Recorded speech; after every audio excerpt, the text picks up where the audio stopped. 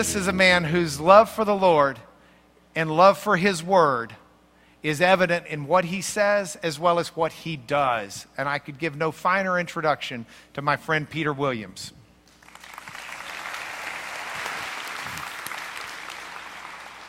Well, good evening, everyone, and thank you very much for coming out tonight. Thank you, Mark, for your kind words, certainly not underselling tonight.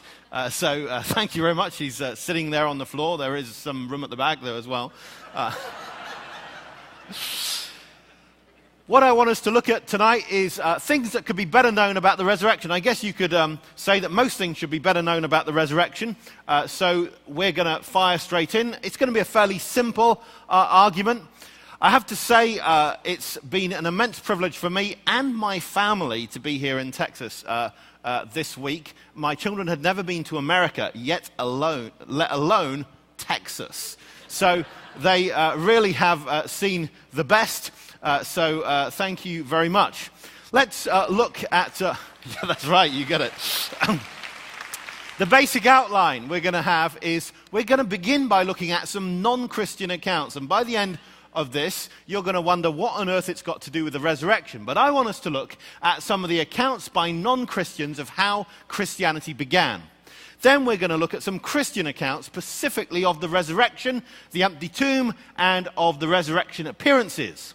Now, anyone who says Jesus was actually raised from the dead often finds an objection that miracles simply don't happen. So we're going to look at objections to miracles before, mysteriously and cryptically, we look at what I call the third leg of the stool, which is a further element in the argument for the resurrection. So let's begin with what non-Christians said about how Christianity began. And I want to consider three in particular. I want to begin with Cornelius Tacitus. Tacitus was born around the year 56. Not quite sure, but something like that. And he was a historian. He also was a politician. And he's someone that people rely on for history for maybe 40 years before he was born. And often writing about things that happened in very different places. But here, in this passage we're going to read, he writes about what happened in his hometown of Rome when he was a young boy, around aged 8. You might say, well, I don't trust every 8-year-old, but nevertheless, by the standards that people use for ancient historians, he's pretty close to the event. And here, he talks about a great fire that took place in Rome in the year 64. And it was thought that the emperor, Nero, a rather mad guy, had started the fire. Starting a fire on your capital city tends to make you less popular, and so Nero was worried about his popularity, and therefore he found another group to blame. And this is where we take it up the story. But neither help by humans, nor generous gifts from the emperor, nor all the ways of placating heaven could stifle the scandal or dispel the belief that the fire had taken place by order. That means order of Nero.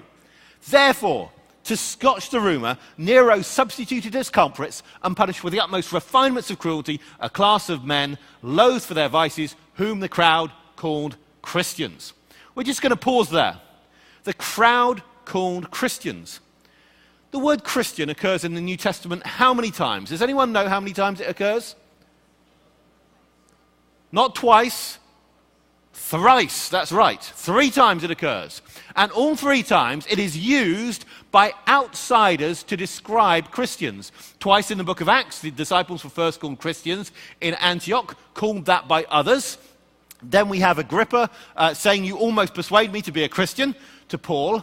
And then we have in 1 Peter chapter 3, "If anyone suffers for that name, let them not be ashamed." So each time it's outsider language.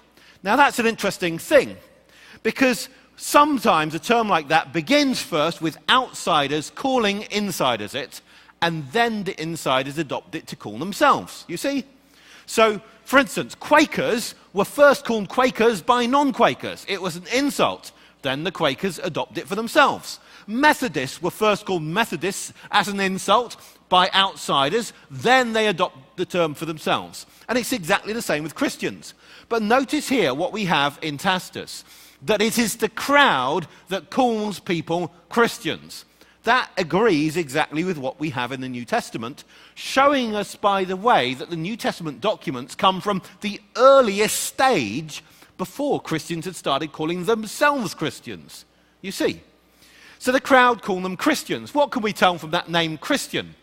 Well, Christian comes from people who follow Christ, or Christus as the Latin word is. Now, that word itself is a translation of the Hebrew word Messiah. So if anyone's called Christian, we know that they must be someone who thinks that the Jewish Messiah has come. So already from this very word, we can tell a certain amount about Christian belief. Well, Tacitus goes on, and he says Christus, the founder of the name, had undergone the death penalty in the reign of Tiberius. Tiberius was emperor from the year 14 through to the year 37. So we get a chronological range for when Christ was put to death.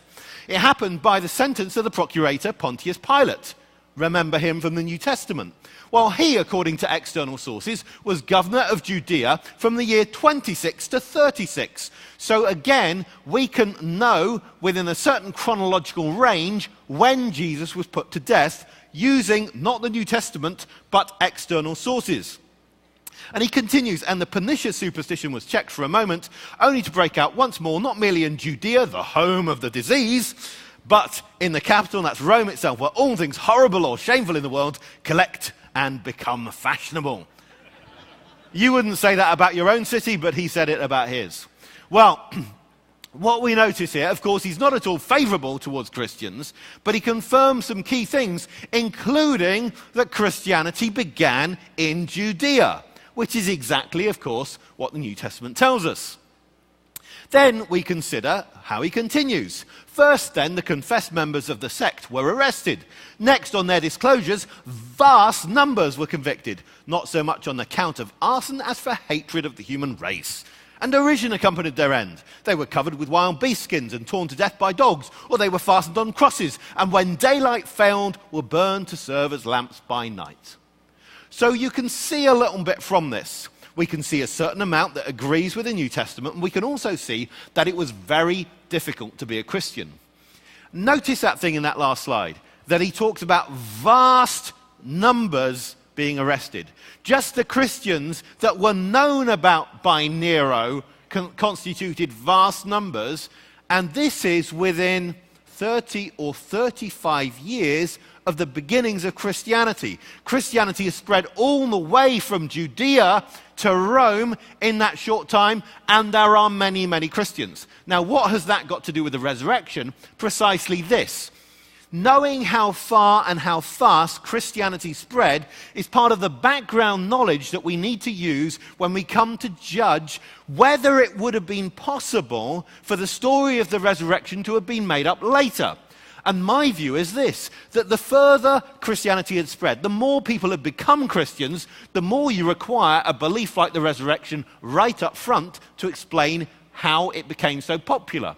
What's more, it's very hard to explain a belief like the resurrection coming in at a later stage, 20 or 30 or 40 years after Christianity begun spreading, when so many people have become Christians. It becomes very impractical to change a publicity campaign halfway through, so to speak. It doesn't work. So I would suggest this sort of information is absolutely key to understanding the evidence for the resurrection. Let's go on to a second writer. This person, Pliny, was a politician and became governor of Bithynia, that's northwest Turkey in today's terms, around the year 112. He writes to the emperor talking about Christians and how he was dealing with Christians at the time, and of course asking the all-wise emperor to give him advice as to what he should do.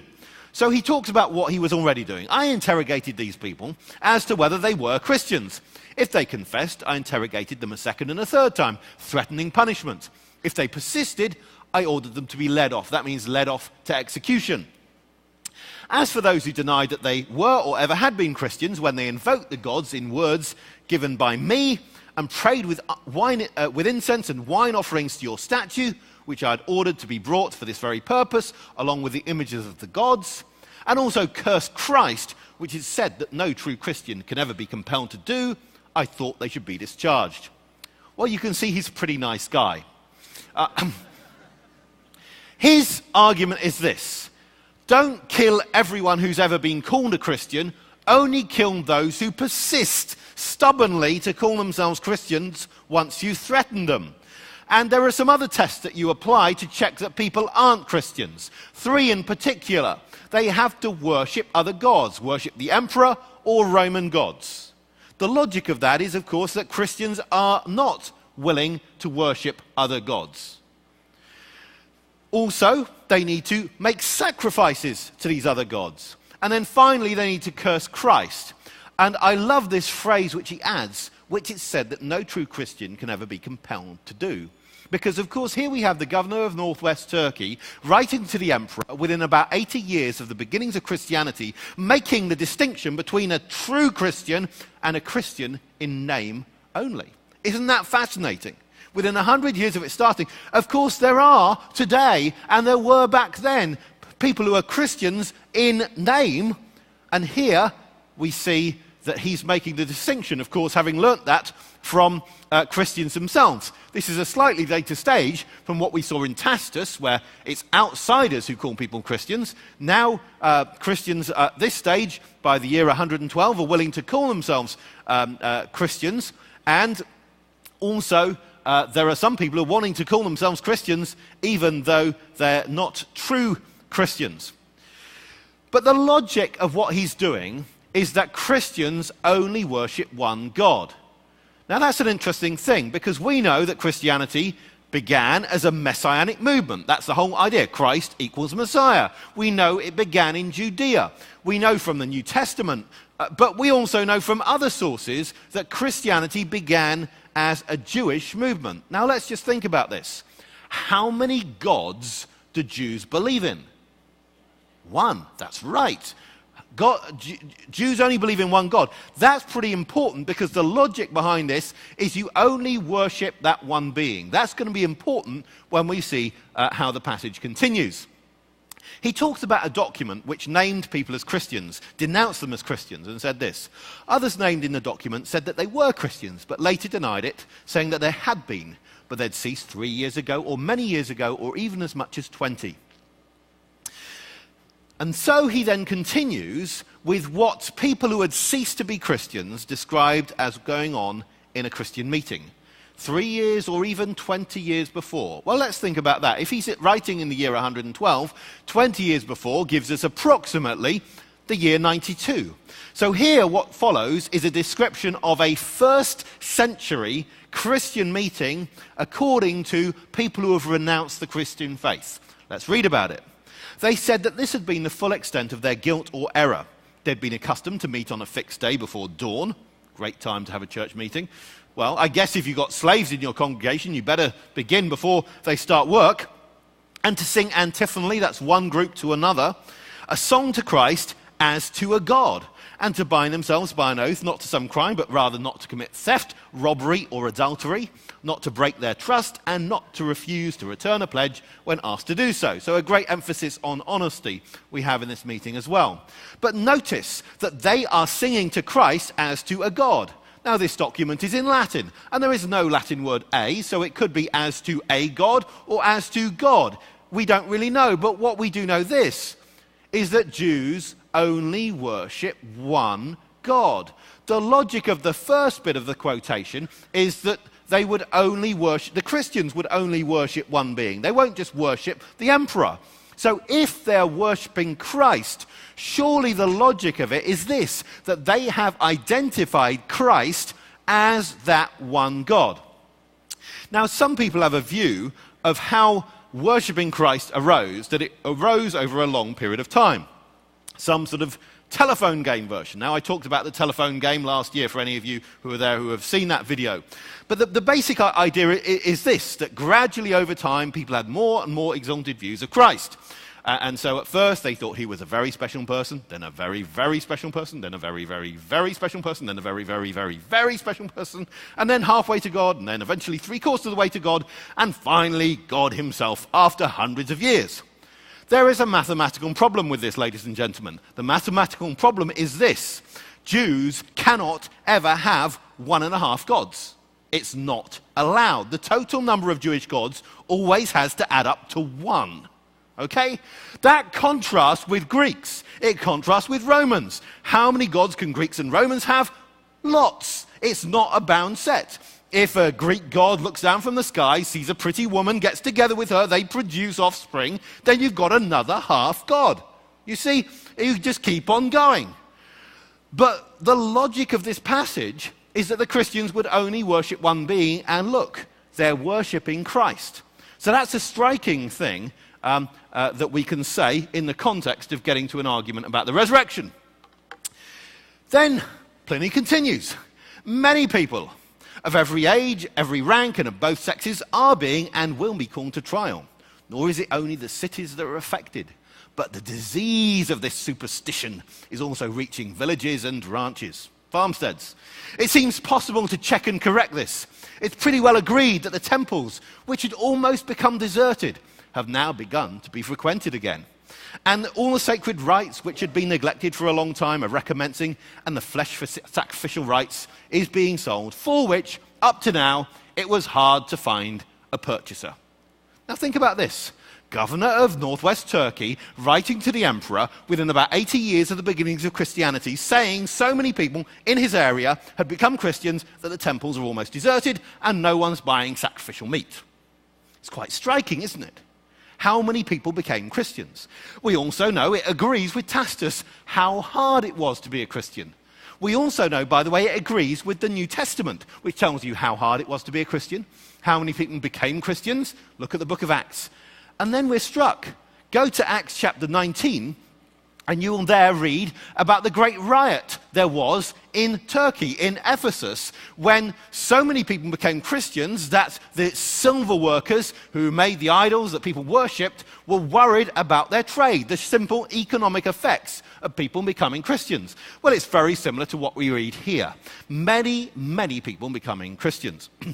Well, I've given you 2 accounts by Roman authors, and we can see just how far Christianity spread.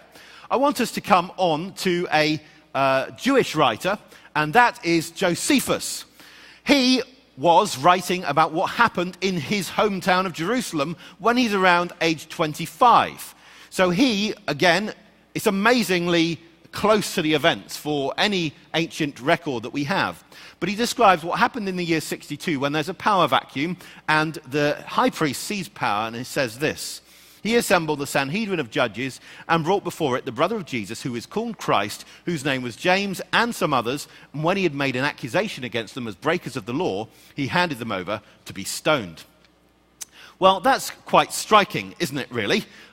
Because what we have here is a record of how James, recorded in the New Testament as a leader of the early church, was killed.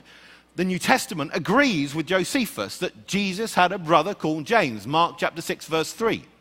So what we find is an agreement here. But think about this. He is dying for belief in his brother. So there are people a long way away in Rome and in Bithynia who are dying for their belief. We also have people very close to the events. How many of you could persuade your brother or sister that you're the Son of God?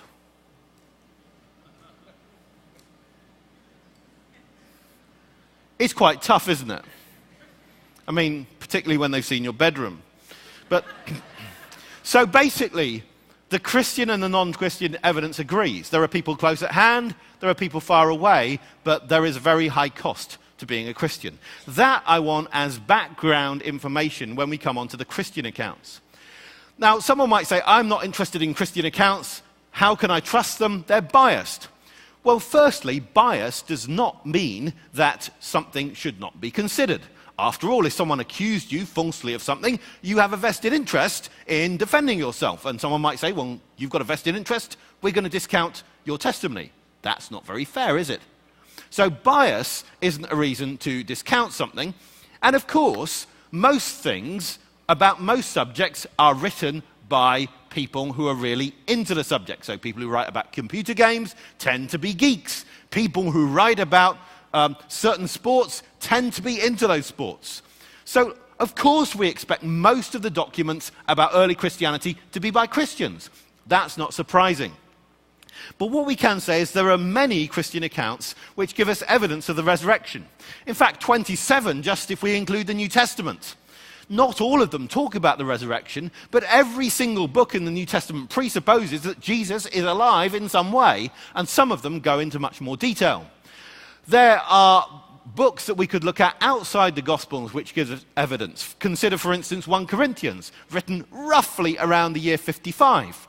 There, Paul writes to the church and says that he had received the resurrection as a teaching when he was first converted, and that he had passed it on to the Corinthians when they had first been evangelized, and that he had reported to them how many people had seen Jesus risen from the dead, and how included amongst that were 500 people who had seen Jesus at one period, most of them still alive. Now, it could be, of course, a very clever bluff. Paul writes to a church suggesting there are many people who've seen Jesus risen from the dead, and yet they can't actually go and meet any of them. But it wouldn't really work, would it? Because Paul has co-workers. What would they think about this? It doesn't really work as a bluff. There have to be those sort of people, or else Paul starts losing credibility. And by the way, he does want credibility with the Corinthians. That's very clear.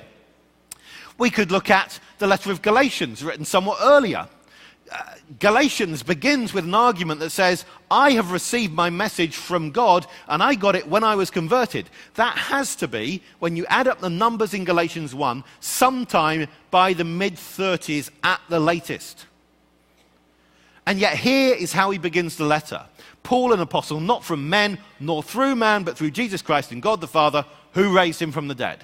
The resurrection wasn't a peripheral Christian belief. It was something that was really central and was there up front.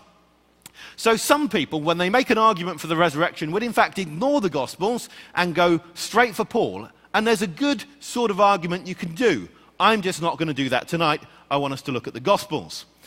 First thing about the Gospels is, of course, that there is some relationship between the Gospels. Matthew, Mark, and Luke are more similar to each other than those three are to John. And you can divide up, and there are different ways of counting this depending on how you count. But broadly speaking, you can see there's a relationship between the Gospels. There's an overlap between things that you've got in Matthew and in Luke, an overlap between things you've got in Matthew and in Mark, between Mark and Luke, and so on. There are also things that each of them have that others don't have. What that means is people can look at the material critically and analyze it. But it also means that we're able to see that there are different sources of material in there. We cannot explain the Gospels by saying that two of the Gospels have simply copied from another one with no further material. But when people look at the resurrection accounts in the Gospels, they might say, well, aren't there a number of problems when you read them? When I read the resurrection accounts, they seem to me to differ in lots of ways. For instance, did the women, when they went to the tomb, see one angel or two? And did that happen on their first visit to the tomb? Did Peter and John go to the tomb before or after women saw the angel or angels? What exactly did the angels say to the women? And does Mary first learn of the resurrection from Jesus or from the angels? You can see that these are substantial differences. But what do those differences show us? Well, I think they show us very simply that the four Gospels were not copied from each other in this regard. As one New Testament scholar says, the later we imagine these Gospels being written down, the resurrection accounts being written down, or written up, as he says, let alone edited, the more likely it would be that inconsistencies would be ironed out. So here we've got, if you like, in the four Gospels, some raw descriptions. They're not polished in the sense of someone's come through and edited them to make sure that they all say exactly the same thing. And that is a reason why I think we can treat them as independent.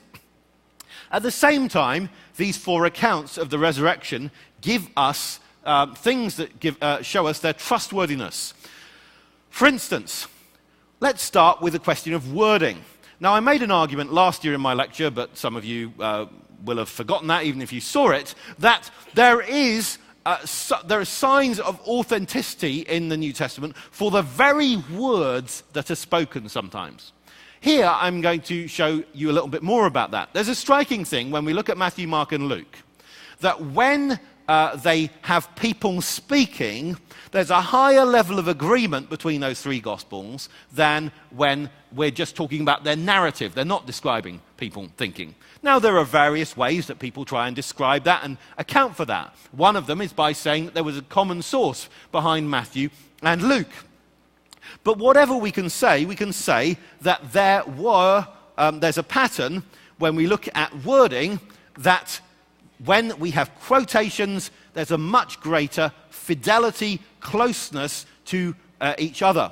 Not that they're unfaithful in other contexts, but simply that they have much more freedom to describe things. So you could take, for instance, the passage of that man who's healed. Remember in Mark and Luke, he's lowered down through the roof. Matthew doesn't tell us about that, although no one wants to read Matthew for the Sunday school version because it's really important to have him lowered down through the roof. And then we have the wording generally fairly different, verses 1 to 7 of Mark chapter 2.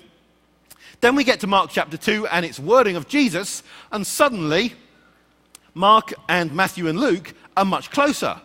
And then we have a bit that isn't wording of Jesus, and they're a bit further apart. That is the sort of pattern you find throughout the Gospels, and also is occurring with the resurrection accounts. So what we can say is when we look at the resurrection accounts as a whole and we compare passages dealing with like subjects, the amazing thing is that they're pretty different. Look at the number of words that these different passages each have, the number of words that they have in common, and it's pretty few. You see, not many words in common, right? Agreed? Now, let's look at some examples of speech. We then come to an angel speaking, and we're going to compare just Matthew and Mark. Now, the bit in the first line, but the angel answered and said to the women, that's not speech, is it? It's just before you get to speech. Or as Mark says, and he said to them, not much in common. But when we get onto the exact wording, we see it's quite close. Do not be afraid in one, do not be alarmed in another. For I know that, reported in one, omitted in the other. You seek Jesus who was crucified, you seek Jesus the Nazarene who was crucified. Well, the only way those two accounts differ is by omission of some details. That's all the difference there is. Then we have, he's not here for he has risen, as against he has risen, he's not here. Well, that's not very different, it's just a difference of order. And by the way, it's exactly the sort of difference of order that occurs when we report the sort of conversations we've had. And we remember things, we don't necessarily remember the exact order in which the sentences occurred, nor does it matter, nor is it untrue when you report things simply listing the sentences. As he said, omitted, then come see the place where he lay, or where they laid him. Very, very similar when it comes to the wording, and yet the surrounding narratives are really very different. Let's go on to comparing Matthew and Luke. The same passage in Matthew, I'm wanting to put it against Luke this time. They said to them, as against, but the angel answered and said to the women. Now here we can see Luke's quite a bit more different than Matthew and Mark. In Matthew, do not be afraid. In Luke, why are you seeking the living among the dead? Matthew has, for I know that you seek Jesus who is crucified. Luke has no equivalent. But then we have, he's not here, but he has risen. Now notice that Matthew and Luke have exactly the same order. Now this is one of those things that you can't explain very easily by saying that Matthew and Luke copied from a common source and also copied from Mark, which is what some people want to do, because in that theory they generally like to follow Mark first. But anyway, that's what is sometimes called the argument from minor agreements. It's a bit technical and we don't need to go very far. As he said in Matthew, not in Luke, come see the place where he lay, and Luke has a long bit, remember how he told you. Now you can see that Luke there is really pretty different, but in the midst of all reporting different speech, he has a sentence or two sentences, short sentences, which are basically identical. Do you see? Now, how would you explain that? If Luke has got Matthew in front of him and is copying from it, how would you get that sort of pattern of difference and then precise agreement? I think that sort of difference but precise agreement pattern is best explained if we say, obviously there was a larger amount of speech, and each of the writers has selected from that things which seemed appropriate. We then can compare Matthew and John. Now, I'm not looking just at speech here, I'm also looking at what we might call subtle agreements or undesigned coincidences, as one author put. You see, Matthew has Jesus meeting the women, and then he records that they held onto his feet. John has an almost completely different account in which Jesus just meets Mary. But funnily enough, in that account, one of the first things Jesus says is, "Do not cling on to me." It doesn't say she clung on to him, and then he said, "Do not cling on to me." Just simply it reports the speech, presupposing, by the way, that she had already done it. So you see that the narratives subtly agree in such a subtle way. You can't say people put those details in to make the accounts look similar so that they would agree and be trusted, because in other ways the accounts are so different. Then we have Jesus making two rather different speeches. One of them, he says to the women in Matthew, "Do not be afraid, but go and tell my brothers to go to Galilee, and there they'll see me." But in John, he says, "Do not cling on to me, for I have not yet ascended to the Father, but go to my brothers and say to them, I am ascending to my Father and your Father, to my God and your God." It's all pretty different except for the phrase, "my brothers," which is a very striking thing because it's something Jesus doesn't go around talking about very much. Of course, there's that occasion when his physical family come and they stand outside and you know, it's said, "Your family are outside," and he turns and looks at the people around him and says, "Those who do the will of my Father, they're my brother, sister, and mother." But here we have, with no talk about brothers in the context before and so on, suddenly that phrase. Now, to me, that makes best sense if we have independent eyewitnesses describing, précising, summarizing part of a larger conversation. And suddenly these clues are put in which show you the level of agreement there is between one and the other. And by the way, what's going on in John's Gospel where he talks about my father, your father? Well, if you have a common father, you're brothers. So there is actually a theme in that John section which really underlines one of those phrases in Matthew. So it's pretty difficult to say that this was all invented. Well, there are also other signs, things that you'd be pretty unlikely to invent. What in particular? Well, the first thing you'd be unlikely to invent about a resurrection is a resurrection. I mean, a resurrection is a very odd thing. This is how N.T. Wright describes it. Christianity was born into a world where its central claim was known, and we can put that in inverted commas if you like, known to be false. Many believed that the dead were non-existent. Outside Judaism, nobody believed in a resurrection. So it was a problem. Resurrection, I mean, there are two really bizarre Christian beliefs. One is that you should worship someone who's been crucified, i.e. publicly shown by the Romans to be a loser, because that's their way of showing that they're in charge, and that person's thoroughly discredited.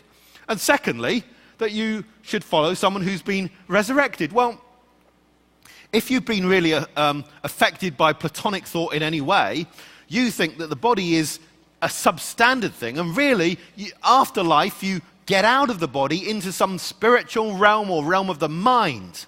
But to come back physically, well, it's a rather disgusting.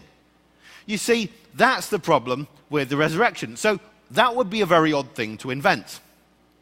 But then we could look on. Why would you have the women as witnesses? I disagree with Josephus in this quotation, but I'll read to you what he says.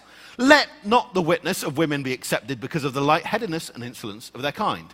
Well, as I say, I completely disagree with him, couldn't disagree more. But you see that it's not the sort of thing that you would have invented. And yet all four resurrection accounts have women first at the tomb, the women, the prime witnesses. Then we have the odd thing pointed out by N.T. Wright, that in all four Gospels we have bright angels, but a not very dazzling Jesus. You see, we can go through Matthew, Mark, Luke, and John, and we can see that the angels, when they're described, whether they're men or angels, because, angels just look like men, except they're white, their raiment is white as snow, white robe, dazzling clothes, in white, and yet no dazzling Jesus. You see, if I'd been inventing a resurrection, I would have made sure Jesus really sparkled, really stood out, really dazzled, because he's the main guy. And yet, this is what we have. So it's not that they're seeing some sort of ghost-like figure, they're not in some state of hallucinating. It's really striking that we have, amid all of the differences between the accounts, that you can see some really common elements, because it's the pattern of difference and commonality which is so striking to me, and which to me is a sign of authenticity. Another common element across the accounts is talk about doubt. Now you think how Matthew leads his gospel up to the great climax. It ends in Matthew 28 verse 20 with the disciples being sent out into all of the world and Jesus saying he's with them to the end of the age as they reach out and baptize and evangelize and so on. It's a great climax to the gospel. So why, 4 verses before the end, does he say, and when they saw him, the risen Jesus, they worshipped him, but some doubted? Matthew, you spoiled it all. That was going to be a great climax. Why on earth did you have to bring doubt into it? And worst of all, doubt when people are actually seeing Jesus. That really undermines everything, doesn't it? But again, we find it's not just Matthew. We have the same in Luke. The women report to the men what they've seen, and the men don't believe. Then Jesus appears to the disciples in the room, and what does it say? As he appears to them, he says to them, "Why are you troubled, and why do doubts rise in your hearts?" Even as they see him. And then it continues, while they still disbelieved for joy. And then, of course, you know what goes on in John's Gospel. It's the story of doubting Thomas, isn't it? You see, we've got it there in Matthew, Luke, and John. Now, there are debates about the ending of Mark, but in the longer ending of Mark, again, you have the theme of unbelief. Wouldn't believe it, didn't believe them. Their unbelief. You see, across the Gospels, we have the theme of unbelief. Why? Because if people saw Jesus risen from the dead, even if he's in front of them, the natural thing is not to believe that Jesus is risen from the dead. The natural thing to believe is that God has sent a look-alike angel. Why? Because Jesus died. You saw him die, so it can't be Jesus. You see? And that's what people would have thought, because they knew, if they were good Jews, that the resurrection was something that happened to all people at the end of time, or maybe to God's people at the end of time, but not to one person out of sequence with the rest. So if that's happened, clearly God must have sent a look-alike angel to comfort us or give us some message or something. So how did they become convinced of the resurrection? And why did the authors put in the theme of doubt, which doesn't really seem to help their cause very much? People might say, well, couldn't it all be some great conspiracy? Let's think about conspiracies for a while. The conspiracies, of course, struggle to explain two sorts of evidence simultaneously. One is the empty tomb, and the other the resurrection appearances. Any one of them they might explain, but not both together. You could explain how no one ever found the body, no one ever claimed to have found the body, by having some people steal a body for some reason. They're quite heavy things to do, but why you would steal a body? Maybe some disciples, a small group of disciples stole a body. That wouldn't explain why so many people said they had seen Jesus risen from the dead. It just doesn't do it. What's more, they don't have very long to plan that sort of hoax. If you're going to do a hoax of a resurrection, let me give you a bit of advice. You know, if you're a disciple, you need to plan a resurrection. The best thing is not to let Jesus get arrested in the first place. Because, once someone's been arrested and then executed, it's far harder to produce that person alive again. So that means if you're planning a resurrection, you only have at the most 3 days to plan it all. What about sincere delusion? We know people who are bereaved sometimes see loved ones, don't they? Well, that doesn't explain the empty tomb, does it? What about group hallucination? Couldn't people have all seen something amazing? Well, let's imagine a group of people sitting around on hallucinogenic drugs, okay? Let's imagine them. And they're all on this trip. Do they all see the same thing? Hey, I see a pink elephant, man. Look, group hallucination does not exist. If you'd be really struck if someone said, oh, you had a dream last night, and someone else said, oh, I had exactly the same dream, and another person said, oh, I had it all. Or if we all wrote down the dream we'd had without talking and it was all the same. Has that ever happened to you? It's pretty weird, isn't it? So group hallucination has no power to explain this sort of thing. It doesn't explain the agreements in the accounts at all. The natural explanation, of course, if you did see anything, is that you were seeing an angel, not that you were seeing Jesus. What's more, think about the variety of resurrection appearances. It's so amazing.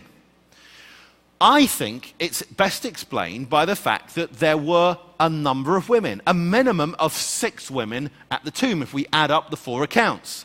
Not all in a single group, and I don't think that all 6 women would have gone into the tomb simultaneously. That means they're at different angles, they see different things, they hear different conversations, and they then report back to different gospel writers what they saw. That, to me, explains the data that we have. But think about the resurrection appearances for a little while. What do we have? Well, we have Jesus appearing in the morning and in the evening, in Judea, in Galilee, in the town, in the country, indoors and outdoors, by prior appointment, without prior appointment, to groups of 1 or 2, or up to 500, to groups of men, to groups of women.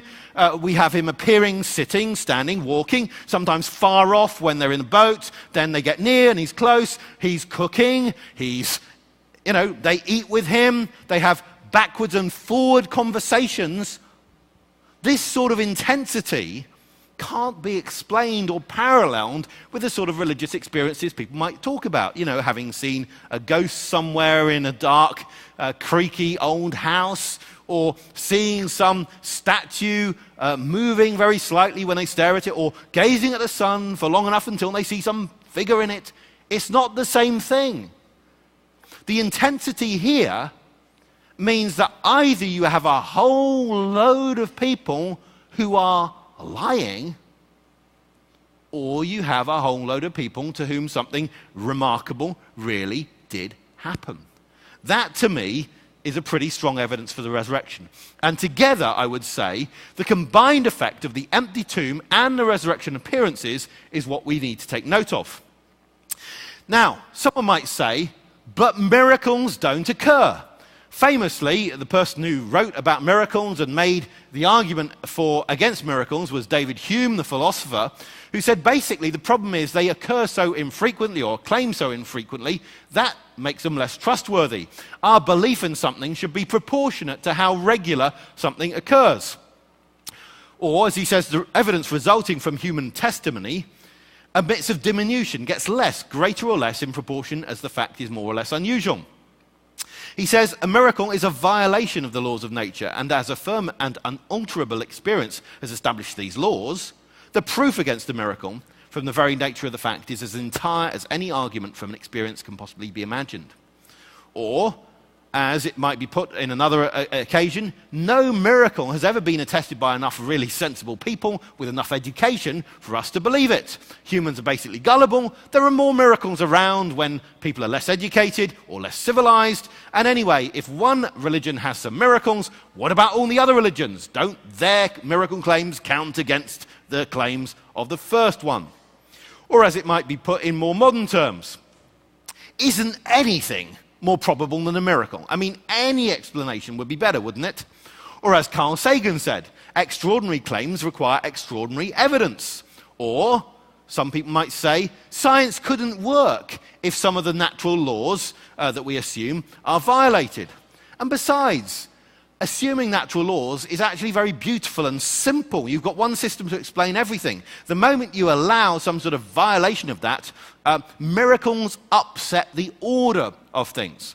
So there are a number of ways that people might attack miracles. Well, I just want to respond briefly to those. Firstly, of course, your prior or antecedent beliefs, the beliefs you have beforehand, really do make a huge difference to how probable you judge something or how extraordinary you judge something to be. If you don't believe there's a God, then of course a miracle is always going to seem almost infinitely improbable. However, if you believe in the God of the Hebrews and that he did great things, is it really improbable that in his people at a particular time something really remarkable would happen? I don't think it is so improbable. So again, your prior beliefs affect your judgment of what is probable or even extraordinary. So that slippery word that Carl Sagan said about extraordinary beliefs requiring extraordinary evidence is not really so simple. What's more, sometimes you need to make a decision based on pretty limited evidence. Let's say you're in business, you're about to do some really great deal, some takeover or some merger, whatever it is, some huge deal that's going to go on, and then you suddenly get a call on your cell phone. And it's from an unknown number, but the voice at the other end says, "This is the police. I'm afraid a member of your family has been involved in a terrible accident. Will you please come straight away?" How much evidence do you have that that person is not having you on? Not very much. You could ask them some questions just to try and verify that what they say is true, but time is short, so you're probably not going to do it. So at that stage, based on pretty limited evidence, if you're a responsible person, you are going to drop whatever deal, whatever beautiful thing you were about to do, and go and see that family member, aren't you? Sometimes the urgency of a situation requires you to act on pretty limited evidence. Now, I just say this because some people think that when they're dealing with questions of God, that they just have all the time in the world. And I want to say that's not true. People are often making decisions to commit themselves in a deep relationship to someone based on extremely limited evidence. Isn't that true? People, I mean, how much evidence do you have of how that person will behave in the future? I mean, some people don't even bother collecting much evidence on what they have done in the past, do they? So you think about that. And so how can we, if that's the way we're living our lives, suddenly say, well, when it comes to a relationship with God, I need some extraordinary level of proof? I think there's an inconsistency there which we can call attention to. What's more, when Hume argues against miracles, he basically says, unless you coerce me to believe in a miracle, I am not going to believe. He says, what would make me believe in a miracle? Well, if there was some unexplained darkness over the whole earth for 8 days, no one could explain it, then I'd believe. So if there was an unexplained darkness for 7 days, you wouldn't? I mean, what exactly do you mean? Why do you set that standard there? Given the right background beliefs, of course, the evidence for the resurrection is really very strong. My argument is that if you don't believe in the resurrection, you're constantly going to have to be reading the evidence against the grain. What's more, miracles are not a disturbance of order, but in fact a sign of order, as I hope to come on to in my last point. The third leg of the stool, which is, very simply, everything else about Jesus. Okay, I wasn't going to give you anything profound tonight. Everything else about Jesus. That's my final argument. You see, we've got two lines of argument together. The empty tomb and the resurrection appearances. Okay? Those two things are quite striking. If they were said about anyone in the past, with the amount of evidence that we have in the New Testament, we should take that seriously. But I'd want to say they aren't just about any old person. They're actually about a person about whom we can establish a number of important things quite independently.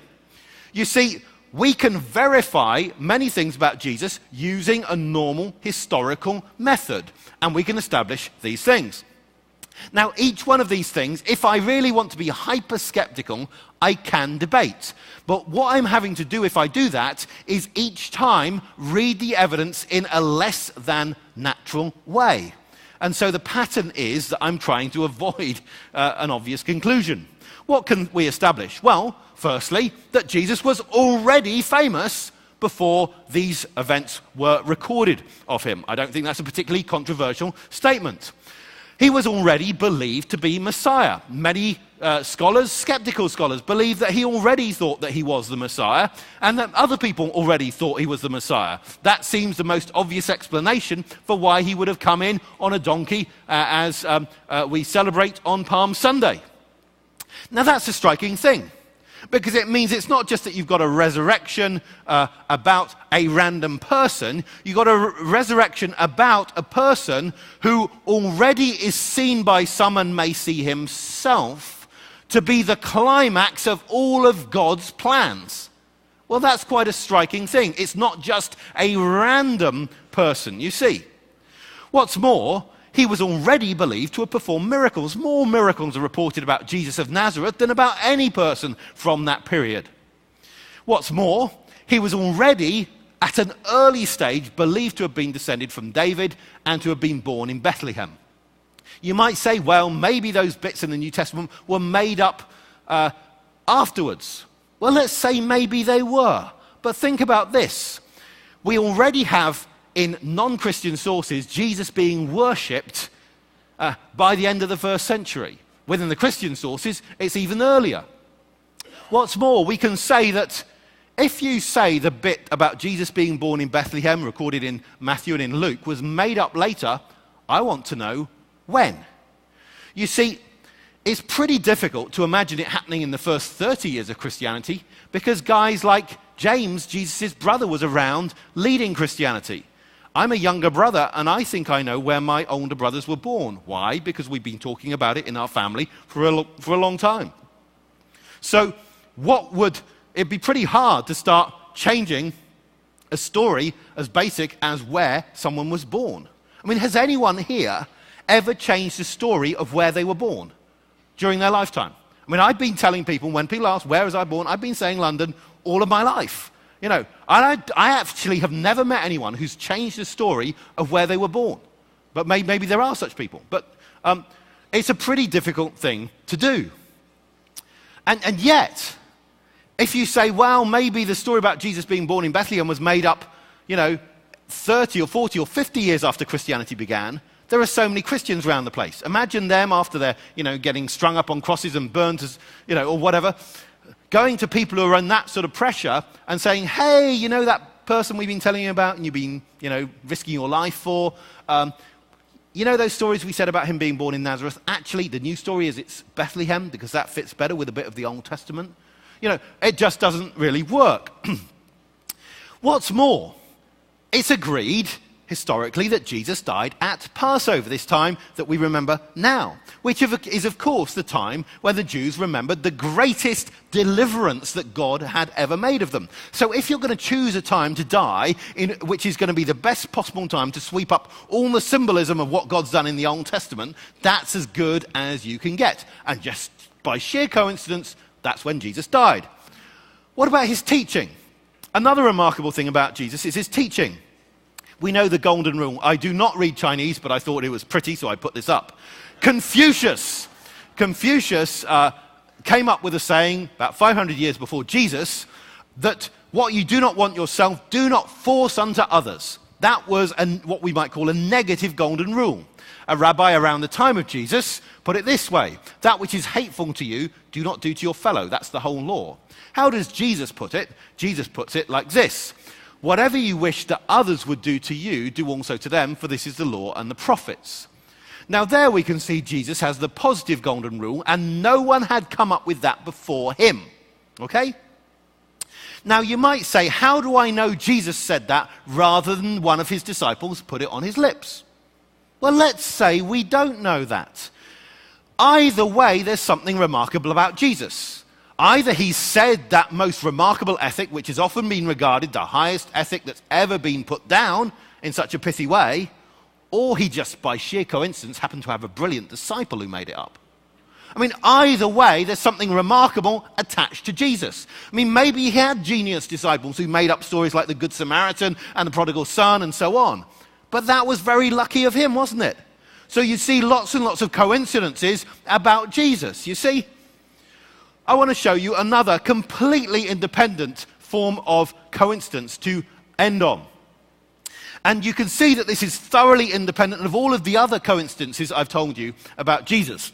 And it relates to the time of his death. We know from Tacitus that Jesus died between the year 26 and 36. He died on a Friday, as it's been agreed for a very long time, with a constant lot of celebrations of Good Friday amongst the Christians. To die at Passover time means he must have died at the 14th or the 15th of Nisan, according to Passover time. This is not just that what you have in the four Gospels, it's also what you have in the record of Jewish traditions in the Talmud, which says on the eve of Passover they hung Jesus the Nazarene. So Jews and Christians agree on that. Well, in order for that to happen, when could it happen in years? Well, a friend of mine, Colin Humphreys, who's a professor in Cambridge of science, getting together with an astronomer, has written about this subject, and it's come out in a Cambridge University press book called The Mystery of the Last Supper. The basic thing is this, that there are two possible dates for when you can have a Friday on one of those two, 14th or 15th Nisan, in the right period. So we have between these two possible dates of Friday the 7th of April in AD 30 or Friday the 3rd of April in AD 33. The arguments for 33 over 30 are the date of the beginning of John the Baptist's ministry, the length of Jesus' ministry according to John's Gospel, and the behavior of Pilate, who in his negotiation with the Jews really seems very weak, and we know that he was significantly politically weakened in the year 31. So it works better after that date rather than before. So I would conclude that the crucifixion took place on the 3rd of April, AD 33. Now, by sheer coincidence, a thing that simply has not been known until recent decades is this. When we look at the account of the crucifixion in Mark, it talks about from the 6th hour till the 9th hour, there was darkness over the land.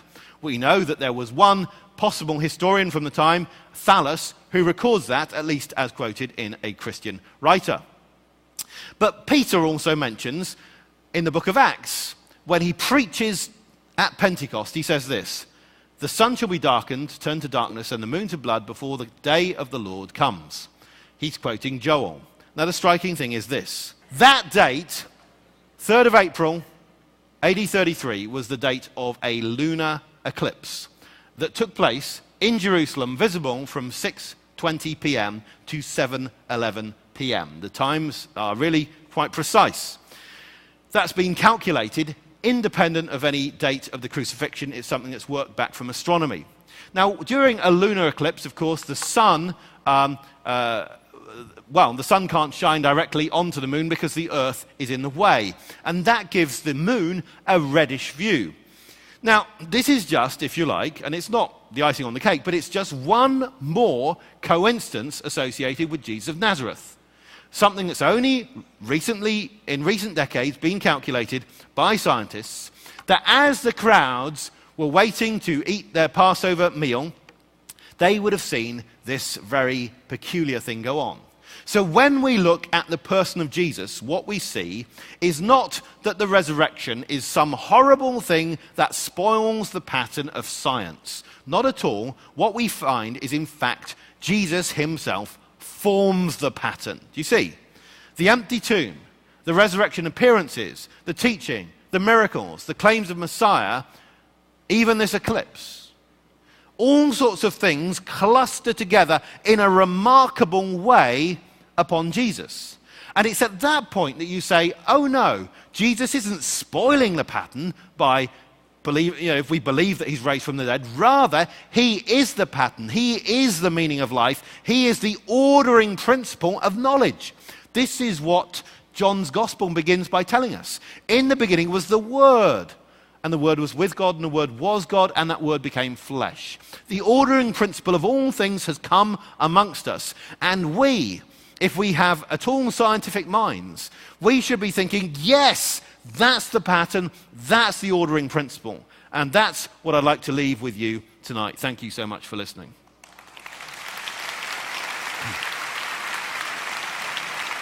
Is there anything I need to translate for you into Texan that he said? Any interpretation necessary? All right. Well, let me just make a couple of quick comments. I know there are several of us that want to add some thoughts. In no way to disagree, of course, as you would expect. That would be very dangerous of me to disagree. The truth of the resurrection, John MacArthur wrote, gives life to every other area of the gospel. That's why this discussion is so critically important.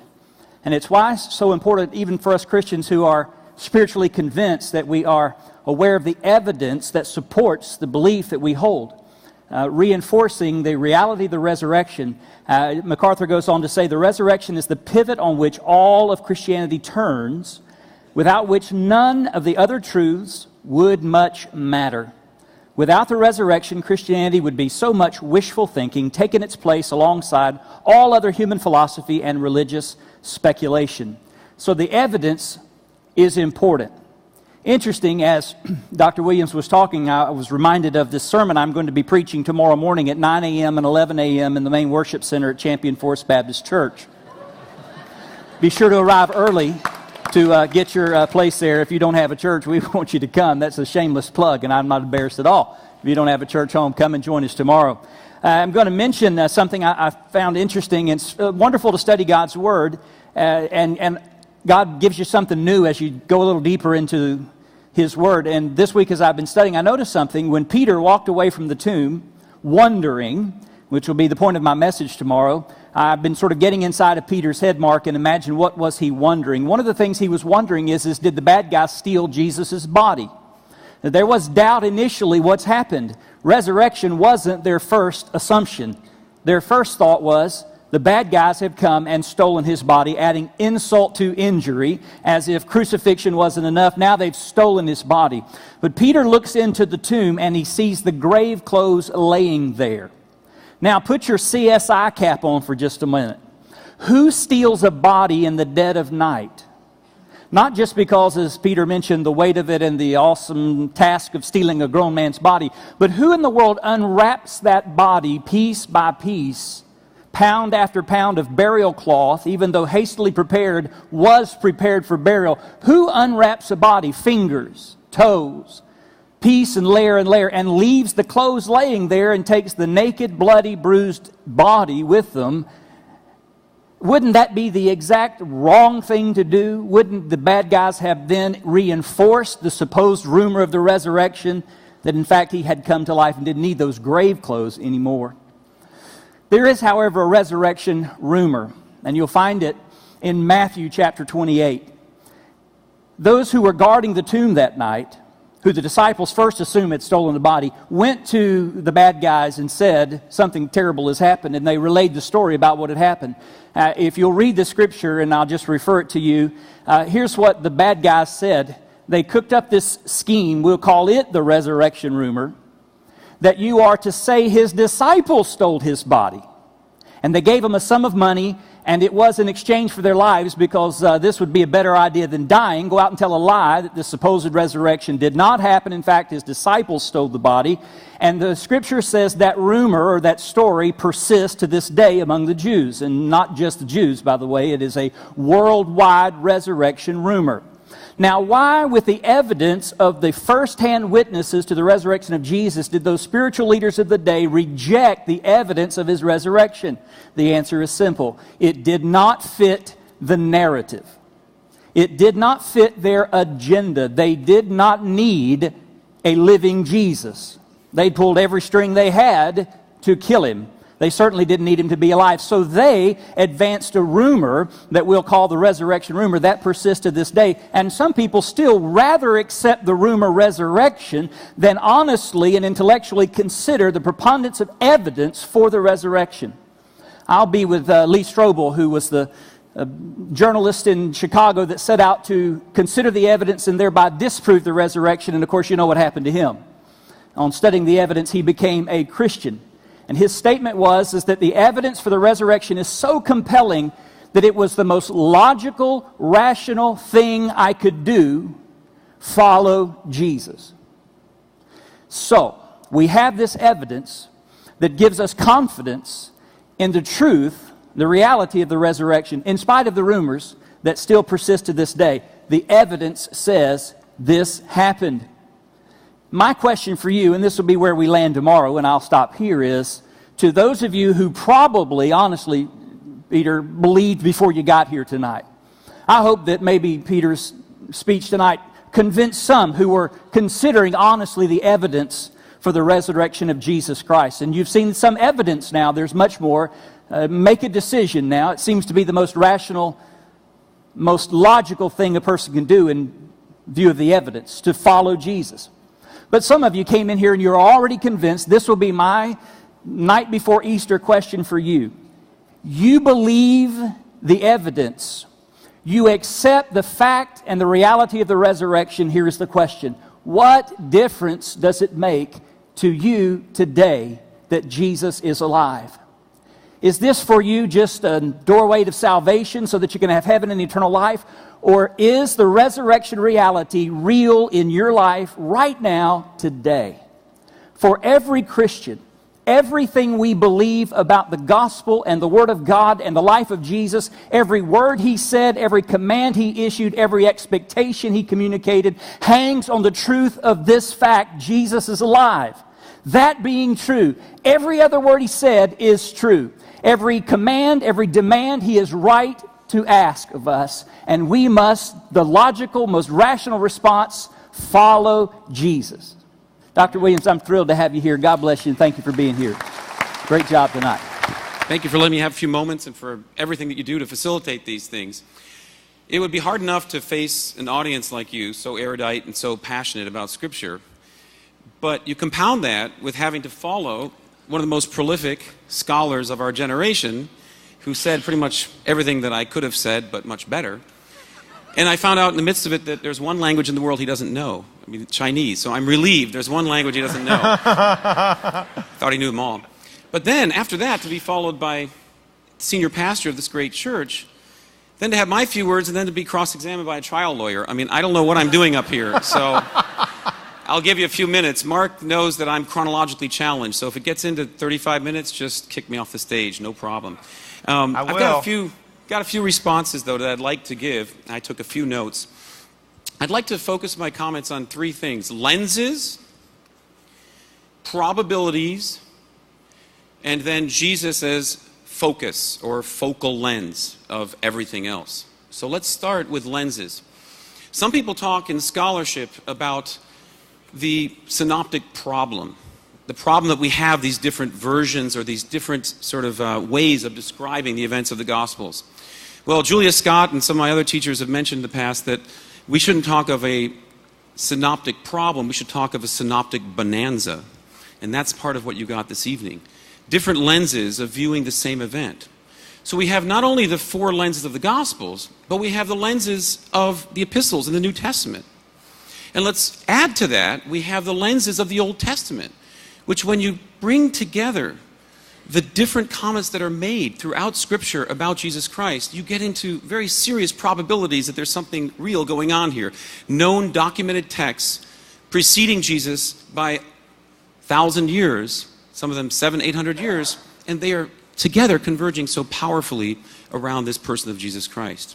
So lenses, different lenses through which we can view the Gospels and through which we can view the resurrection. Now, if we expand this idea of lenses another way, you might think of it in terms of our own personal biographies. So if you asked me what my life history was, I might give you the example of where I grew up and where I've lived in my life. So that's the first question you ask somebody, right? Where are you from? Well, I might give the lens of my employment and my education. So I was educated here, or I worked there. Or you might ask me, what are my family relationships? And I would start with my wife. So I might give you a whole narrative of the development of our relationship. And there would be different facts there, But if you brought them all together, if they all converged together, they wouldn't contradict. They would just be simply different lenses on the same event. And I think the Gospels are kind of that way. I want to affirm what Professor Williams said, that we have different lenses that focus in on the same event and converge together. Well, the second point is the issue of probability. If the lenses all converge together into a powerful focal point, I think when we begin to look at probabilities, we get the same thing going on. And this is where the lawyers in our midst come into play here. When you start to look at mainstream scholarship, most of it is coming from the perspective of a hermeneutic of suspicion. And so that hermeneutic of suspicion is viewing the text as guilty until proven innocent. And anybody who thinks of the text as innocent until proven guilty is kind of out to lunch in the mainstream sort of scholarly viewpoint. What we've seen tonight is an example of the top-level scholarship coming at it with a hermeneutic of faith, yes, but with solid evidence that converges around probabilities. And those probabilities converge just like these lenses of interpretation converge around a focal point that when you get down to it reaches a critical mass that you just can't navigate around. You just can't dismiss it because your presuppositions somehow won't allow it. So the lenses converge in, I think, a powerful way, but so do these probabilities. So you triangulate these different events together, the Old Testament documentation, the circumstantial evidence you have here, and they come together around Jesus Christ and around the resurrection. In the end, that is a more believable narrative than the narrative that it didn't happen. In other words, the uphill battle, the burden of proof, if you were facing Mark Lanier in the courtroom, you'd have a much greater burden of proof to disprove the resurrection, in my view, than you would have proving it. And N.T. Wright, again, has expressed some of these things, I think, very, very well. A critical mass is reached. Now, let's just look at those probabilities and those lenses through a little bit of a different viewpoint. Philip Long has a wonderful book, The Art of Biblical History. And he speaks there about art in a way that can help us understand a little bit about the Gospels and even about the resurrection. What he says there is that we're looking, when we look at Scripture, at a portrait and not at a photograph. So let me give just an example. I have a caricature of myself in younger years with a big mustache and a full head of hair, if you can believe it. And I'm standing in front of Mount Ararat. I was driving my father's 1968 VW through eastern Turkey. And this friend of mine drew a caricature of me. And I think what he gets in my eyes and my manner and some of my expressions is much more true of who I really am than the photograph that people took of me the same week, the same day. So I think sometimes the artistically rendered caricature is truer to the person than the photograph. And what we have, in a sense, in looking at the resurrection is a photograph, yes, in a larger template, but a caricature that is bringing it to life in an even more powerful way. And I would argue that if the resurrection had been manufactured, we wouldn't be getting a caricature and we wouldn't be getting a photograph, but to take the analogy further, we'd be getting a doctored up Photoshop photograph that would very conveniently bring everything together. It would bring together all the circumstantial evidence that Professor Williams has so brilliantly presented, but it would even give more, because that's what ancient texts tend to do. When they want to elevate somebody, they take away all the warts. They Photoshop the picture and make them much larger than life. Jesus Christ is larger than life and more believable without the Photoshop, with the larger circumstantial evidence and these different convergence points that we have. So lenses and probabilities, and then point 3, Jesus Christ as focal point. Now we can look at the book of Jonah and his interaction with the book of Jonah. He lives right near to where Jonah grew up and speaks to Jonah. He speaks about things that occur in the life of Elijah. He's constantly referring to the biblical text. So there's a very powerful database from there if you think about it. But let's look at Jesus as focus in a slightly different way.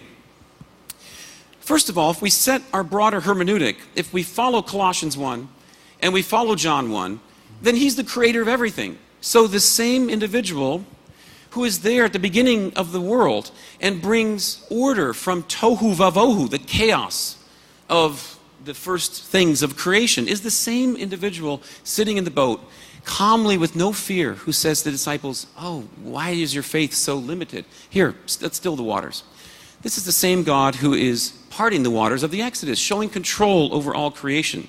So once we put that into place, miracles themselves, in a sense, are not miracles because they are part of what we would expect to happen. A creator God and the Lord Jesus Christ himself, the author of all things, maneuvering the physics in the way that he sees fit, be it raising Lazarus or rising from the dead. Powerful. Let's look at a different way to see Jesus' focal point. Jesus is walking around Jerusalem, the city of Jerusalem, and he's going to many places that have been there for thousands of years. And this is no doubt as a Jew and as a, of course, as the divine Son of God in his mind and in his database. But he's walking around and he's got Jeremiah in his mind all the time. Jeremiah suffered in the same little city of David. Jeremiah went up and preached temple sermons that have the same verbiage as some of Jesus' responses to the naysayers. He's thinking about Jeremiah and his suffering and the false prophets and Babylon and Rome and all these things converging. But there's much more than that. He's walking up and down the city of David, named after his own great ancestor. He's meditating on the Psalms that are actually talking about David, his own ancestor. He walks across the Kidron Valley and he goes up to the Mount of Olives. And what might he be thinking? What did David do? He turned around to the Mount of Olives and wept over Jerusalem as he was abandoned by Absalom and went off to a different place and only came back later. He was betrayed by his own family. Jesus, wow, in a sense, he's been there, done that through David himself. But it gets even more powerful than that. Let's go back to Abraham. Abraham comes to Jebus, the city of Jerusalem, and what does he do there? He goes and sees a priest. And what's the priest's name? Melchizedek. Let's go full circle and go to the book of Hebrews. What do we learn of Jesus Christ? He is a priest, not in the order of Aaron and Moses, but of whom? Wow, amazing. So you get a layered approach that comes to the focal point of Jesus Christ of Nazareth, raised from the dead. It's simply profound. And I could give you many, many examples of this, Jesus as focal point. So let me just end with, I think, maybe a fun one. Last night, some of us got together and enjoyed a sort of a messianic Passover. Now, the Passover is, in a sense, for the Jewish people, a celebration time because they are redeemed from bondage physically. But 49 days after Passover, there is a time of great anticipation that comes to fulfillment, and that's the Feast of Shavuot. And what is the Feast of Shavuot? The Feast of Shavuot is the time of the first fruits. And it's just as physical a feast as Passover. And what's very interesting about Shavuot is that's traditionally when the Torah was given at the first Shavuot, the Feast of Shavuot. So they've been redeemed physically in the Exodus and Passover, and now they've been redeemed in a sense spiritually by the law of Moses, by the Torah. So how interesting it is that not only do we have the power of the resurrection, but we have the anticipation of these early Christians, who are also Jews, most of them, thinking like, okay, what comes next? Shavuot, Pentecost, Passover has been here, now it's going to come, now it's going to come.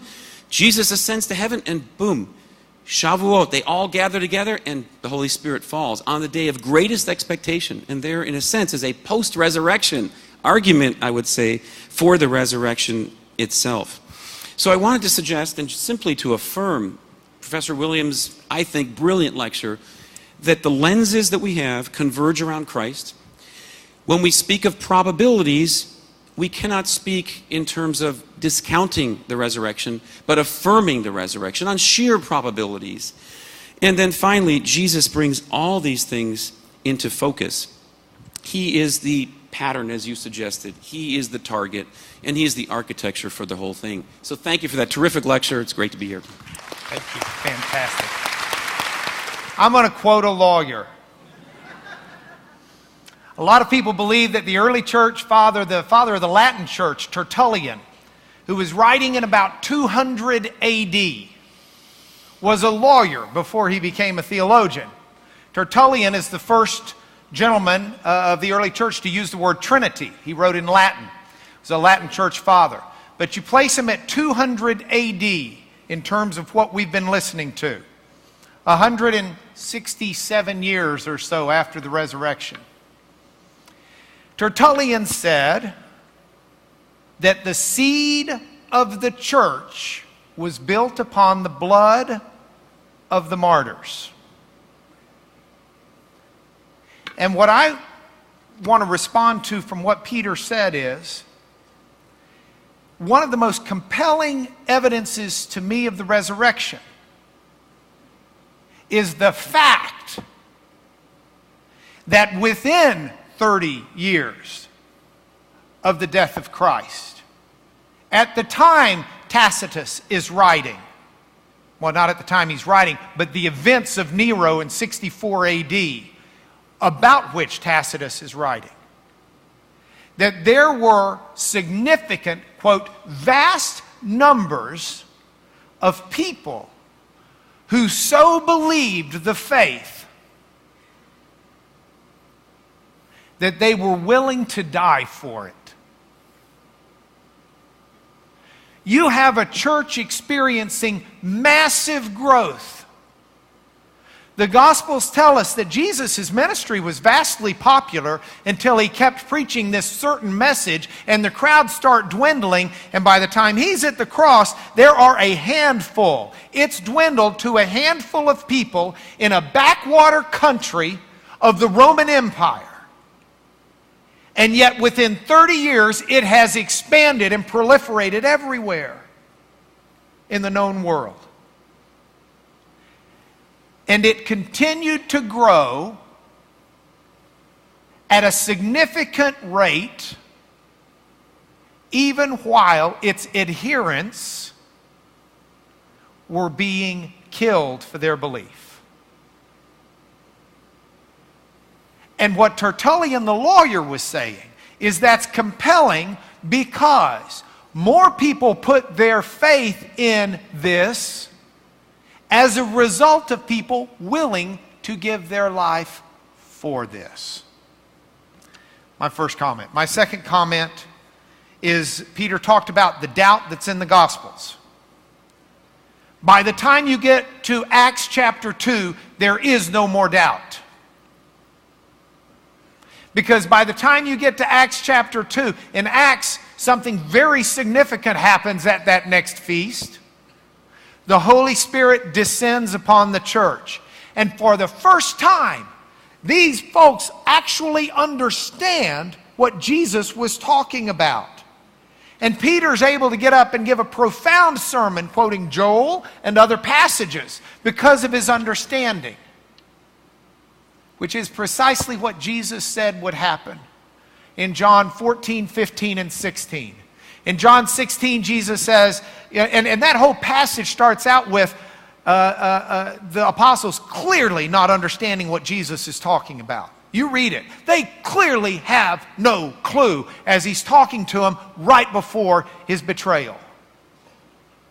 But he says that the Spirit will come, a helper that the Father will send, and he will convict the world. And they will then understand that Jesus is in the Father, and the Father is in Jesus, and the Father is in them, or Jesus is in them.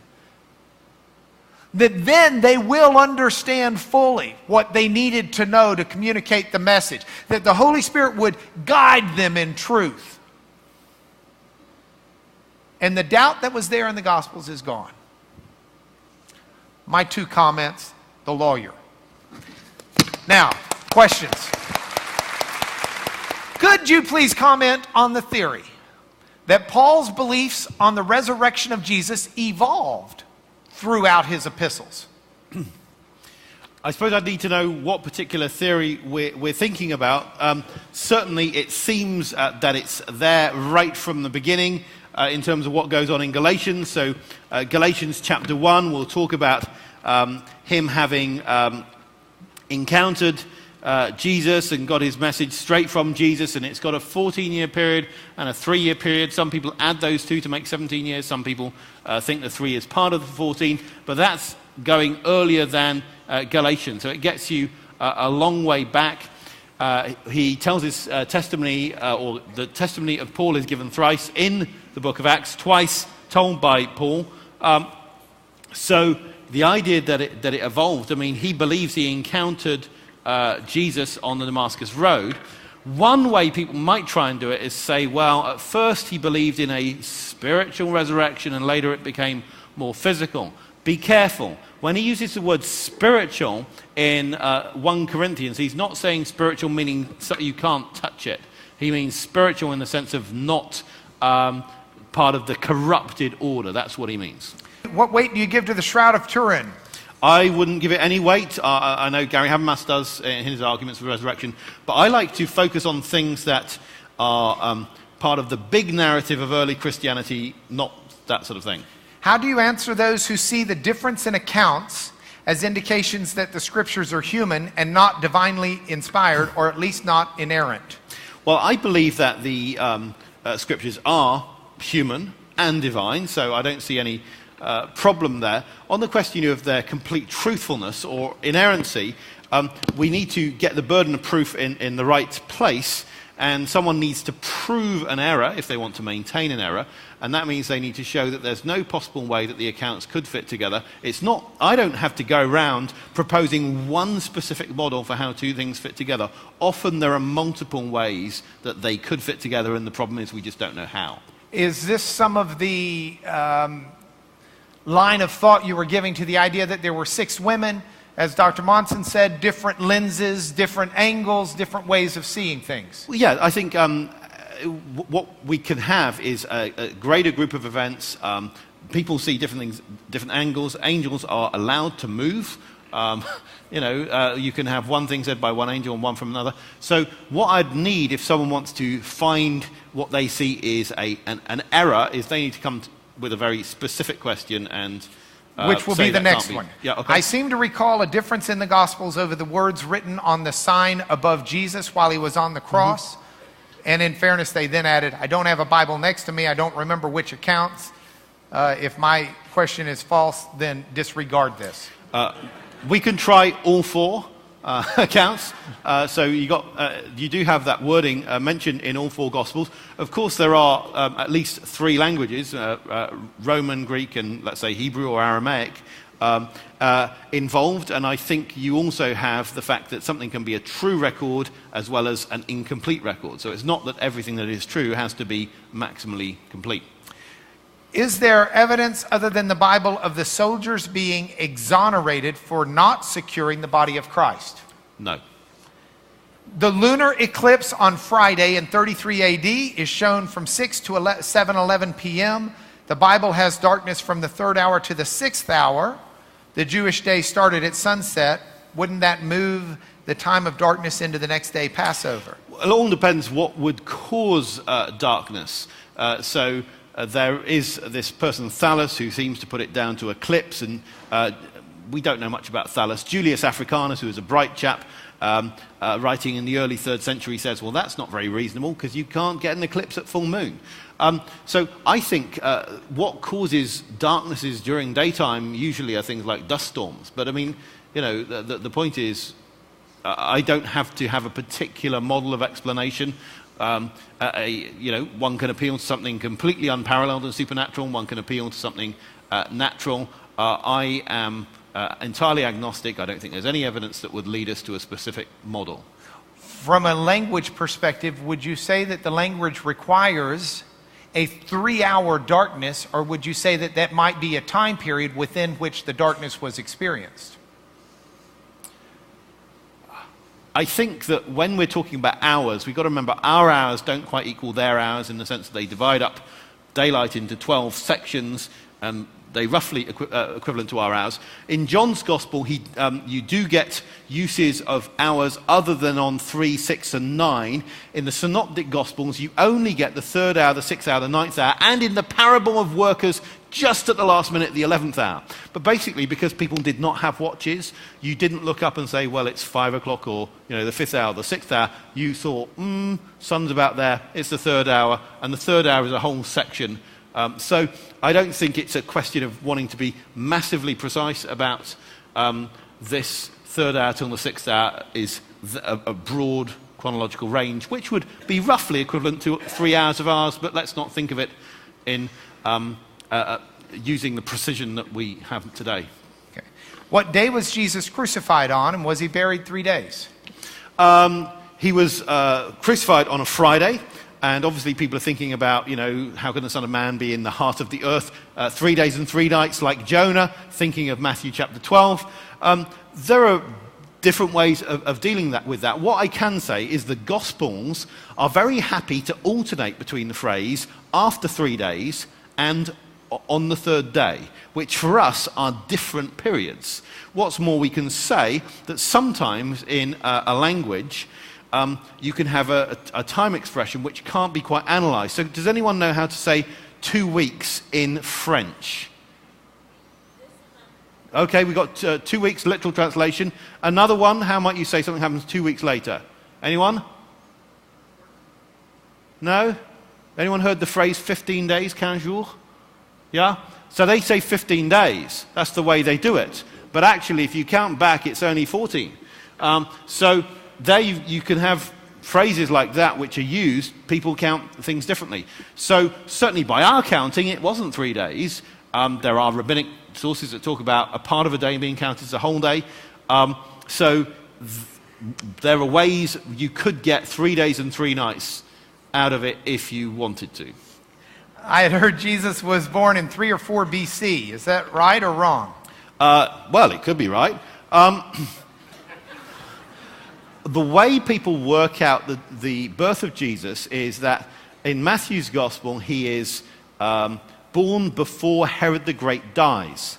In Josephus, we're told that there was a lunar eclipse just before Herod the Great died. Well, there are lunar eclipses in 6 BC, 5 BC, 4 BC, and 1 BC, and people have tended to choose the 4 BC date. And so Herod the Great was born in 4 BC, and therefore Jesus must have been born before that.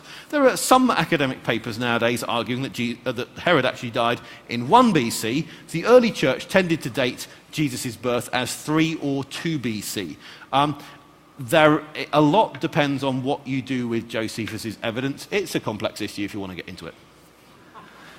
Okay, did Mark write his gospel when he went home after Paul fired him? Whether he did it at home, I mean, the tradition is that he wrote it in Rome. There is one tradition that says Alexandria. So by this stage, he would be back in Paul's desired list. Here's a question by a 9-year-old. I would like to ask you how long you've been studying the resurrection and when you started believing in God. I've been studying the resurrection, let's say, on and off for quite a while. I was brought up in a Christian family, came to faith around age 12. I'm 41 now. I started thinking about this lecture seriously 6 months ago. But I've been thinking about the subject on and off for longer. But good start when you're 9. With such a wonderful blessing and love for varying languages regarding God's Word, how do you reconcile so many variant English-specific translations? King James, New King James, New American Standard, NIV, with the need for accuracy of information God intended for mankind and all nations to understand it. And in fairness, I should let you know, Peter is on the committee for translating the English Standard Version. Thank you. Well, what I'd say is the best. I think I gave this same answer last year. The best Bible translation to have is the one you read the most. That I don't think there's a problem with there being lots of translations. In fact, the fact that you can go and travel in different countries and speak to Christians who speak different languages and find that they believe the same sort of things is because they're reading the same Bible. So actually, the differences between all of the translations are not very great. There are, of course, some differences of style, some more literal, some more archaic, some more contemporary. And you could say that you can have different translations for different purposes. I think it's good to have a translation that you can go deep with and really study the word closely. In Matthew 28:1, is the word for Sabbath singular or plural in the original language? You know what I'm getting at, ... So it's, the Greek is opse de sabbaton, so it's plural. I take that to mean the Sabbath, I take it to mean after the Sabbath. So I suppose the first word is it after the Sabbath or late on the Sabbath? There is an early church tradition that reads Matthew's Gospel as talking about the late Saturday evening, and I don't go with that. What is the state of the church in England today? In God's care.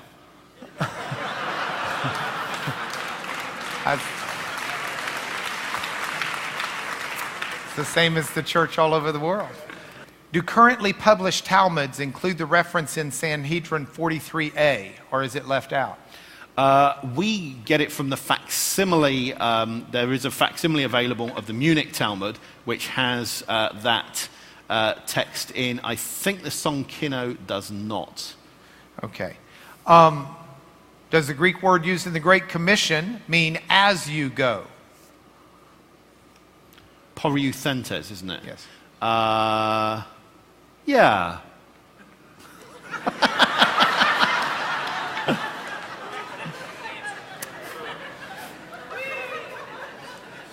A little background to this question. There's a group of scholars who think that Matthew and Luke wrote their Gospels off of Mark and some unknown gospel that they just call Q. So with that background, what's your view on the Q source relating to synoptic gospels? Well, one of the things about this idea is people can mean different things by Q. For some people, it's simply shorthand for anything which is common to Matthew and Luke, which isn't in Mark. For other people, it's something they really believe existed as a document, and some people, and I've met some of these, believe that they can isolate different stages of Q, and there was a Q community, and they can describe its geographical knowledge, and there are 3 different stages of Q, Q1, 2, and 3, and so on. And, you know, some people take that a bit far. I like to study documents that can actually be seen rather than which are hypothetical. I'm not saying it didn't exist. I'm just saying I don't know whether it's very fruitful use of energy to think about it. So I try and make my apologetics for the Gospels independent of whether you subscribe to that theory or not. My point is just working with the text as it stands.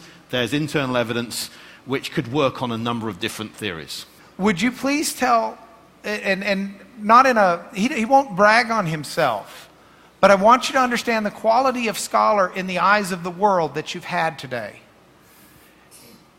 There is a palimpsest, which you can explain what is, but Peter has recently been asked to do he's been, in essence, given a 5-year exclusive request and authorization to do the very first translation on this full palimpsest that dates to the 5th or 6th century, I believe. This is an amazing honor that will make Peter probably the world's greatest authority on Palestinian Christian Aramaic once he's done. Certainly not now. But Peter, would you just tell everybody what it is you're doing? Well, how many of you have heard of Hobby Lobby? Okay. Well, the family who own that have got involved in buying biblical manuscripts, and they acquired one, in fact, from Cambridge a little while ago, and they are now partnering with people to get those published through something called the Green Scholars Initiative. And so they're going to be allowing Tyndale House to work on this manuscript. And it's one of those things that, because of the shortage of writing material back then, people would get something that's already got writing on, scrub off the writing, and then write something else on top. We want to get at the writing they've scrubbed off. Okay, and to do that we need some good images, because it's actually, this manuscript has got the greatest collection of Jesus' sayings in something similar to the dialect he would have spoken in Aramaic that there is in the world. It's a translation from the Greek. It's not more original than our Bibles, but it's something that's still useful. And so I'm going to try and work at that. I don't think I will become the world's leading scholar in 5 years. It might take longer than that for this very narrow area. The idea is that you know more and more about less and less until eventually you know everything about nothing. And that's scholarship. So with that, would you join me in thanking Peter again? Thank you, my friend.